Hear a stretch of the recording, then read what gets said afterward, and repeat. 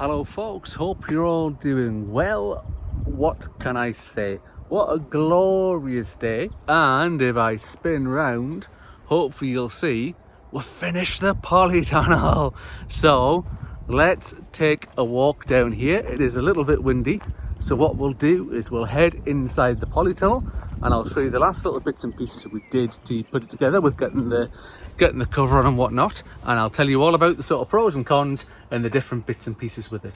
Back with you in just a second. Right, so we'll just head in the door here. You'll see I've already started dumping stuff in here.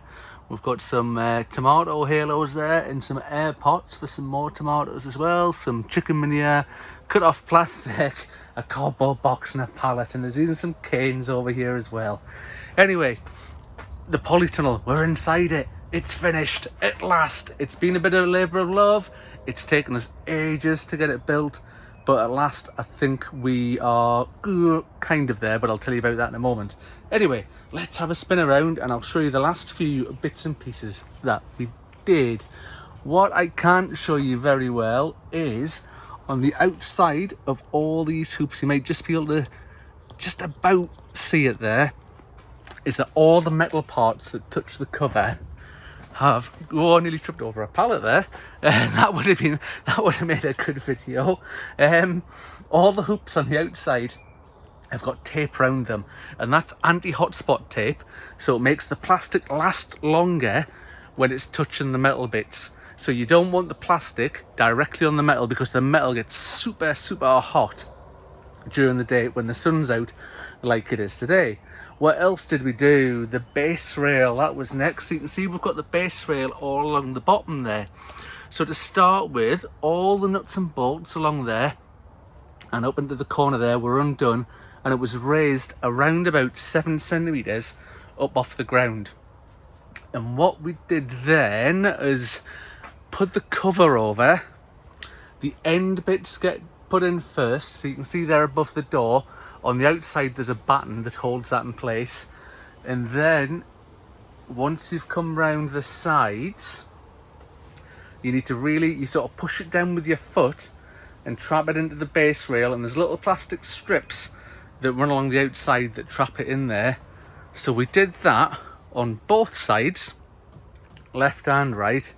Then after that you can see how there's sort of pleats in the end here, and you're supposed to have those in because it sort of gathers the cover up from the bottom there and pulls it up so there isn't too much excess. And again, there's battens run down the outside of those doorposts there that traps the cover in and keeps it nice and tight. Then last but not least, what we did was with the base rails is you have 1 or 2 people who push the base rails down with their feet. It stretches the cover even more, and then you tighten all the nuts and bolts up.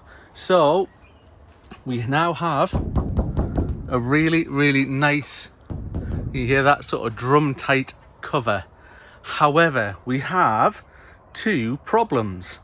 First of all is on this side. So if I scoot over here, you can see the cover is split, and it's almost a perfect cut along there where it's trapped in the base rail, where the plastic traps it in the base rail, and it's cut almost along there.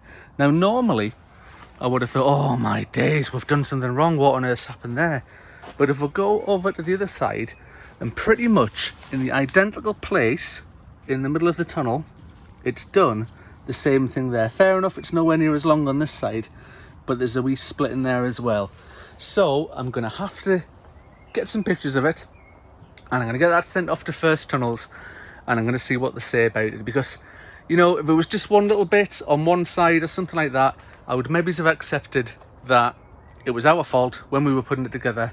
But for it to happen in the same place on both sides leads me to think that there's some sort of fault in the process or the manufacturing, because you can see if I come here where the cover's been folded, you probably can't see it very well on the camera or not, but just there all the way along there's a crease along there, obviously from the manufacturing. Whether it's been folded the way it's been folded or not, you might be able to see the one, but yeah, you can see it better there. You can see that there, the little crease in the plastic. So whether it's been along one of those lines and that's where it's been trapped in, I don't know. Either way, it's really annoying. But however, the tunnel's up, it's built. I've got some repair tape. So you get special polytunnel repair tape. It's like PVC tape. It's really, really sticky. So I don't want to leave that any longer than it is. So I'm going to get that taped up in the first instance, because you can probably see it there. It's a little bit windy today, so it's just blowing in the wind.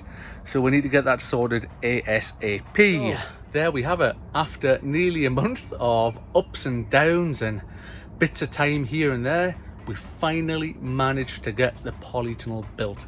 Now there's two things people don't tell you about polytunnels. One is it's instantly filled with bugs. There's loads and loads of little flies and things buzzing about inside here that are absolutely horrible. So if anybody knows of any way to keep the bugs out of the polytunnel, please let me know. I'll show you the doors. Actually, can you see the end there? Just behind us. So the top of the door has this like really fine sort of mesh on it to let the air in, and the bottom of the door is just plastic. The other thing they don't tell you is just how blooming hot it gets in here. Honestly, we got the cover on Monday, and it's Wednesday now when I'm filming. And Monday and Tuesday were absolutely scorching. I mean, it's warm here today, but honestly, it's like, you know what, if you go on your holidays abroad and you walk off the plane in Spain or somewhere like that, and the heat just hits you the first time you go in there. That's what it's like when you open the door to the polytunnel and come in and the heat hits you. It's just like that. It's absolutely roasting. When we were trying to put it together, and like, there's two of us pushing down the base rails, and another one trying to tighten the nuts, and all three of us are together. You can feel the sweat dripping down you because the sun's absolutely bleaching in here, and it was roasting. Anyway, next is getting things planted in here. The ground itself is pretty rubbish, so I'm just going to do a bit of cheating this year. We're going to use a mixture of grow bags and loads of compost and stuff in special pots and whatnot, and then over the winter I'm going to get proper beds put in, a little path down the middle, and some decent material in there, because the ground's rubbish. It's absolutely rubbish in here. The only thing growing in it at the moment is weeds. So yeah, a bit of cheating to begin with. Say grow bags, compost, pots, stuff like that. But already with us today, I've got 2 chilies, I've got 2 sweet peppers, and I've got 2 tomatoes ready to go out. And for the tomatoes, we're going to do the old we've been watching Tony Smith and how he does his. So we've got some paracord that we're going to run along the top here. So if I hold on a second, I'll spin you around and I'll show that. So we're going to sort of tie it to the very end, run it to this end, and then we're going to drop the cords down with the special little clips that let the tomatoes grow up it. But anyway, I'm going to practice with the first ones before I do any filming, because it's got disaster written all over it. So I'll do a bit of a practicing, and then I'll get some of that filmed. Anyway, that's it from me today. I am so glad that this project is pretty much finished. You say I'm not going to give my final rating yet. I'm going to email First Tunnels a few pictures, show them what's happened, and we'll see what the response is before I give a sort of final score out of 5 on the old Polytunnel. If you remember, they're sitting at around about 3 out of 5 at the moment, because to begin with we had problems with delivery, we've had missing parts, we've had the wrong stuff sent.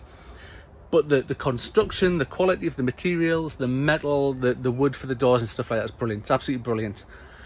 So we'll see what they say. Anyway, if you want to keep up to date with what's going on, see what we're doing, see me make a mess of planting tomatoes out here, and just how quickly I can kill things by not watering them in time, by all means, give us a subscribe, give us a thumbs up, leave your comments below, especially if you know how to keep flies and whatnot. Loads of daddy long legs in here, how to keep them out of the polytunnel, which I guess it kind of explains why there's so many blooming leather jackets in the beds at the bottom, and a few people in the plots up there have had problems with leather jackets. No wonder there's so many blooming daddy long legs. Anyway, that's enough rambling from me today. I shall see you all on the next one. Thanks for watching. Bye for now, folks.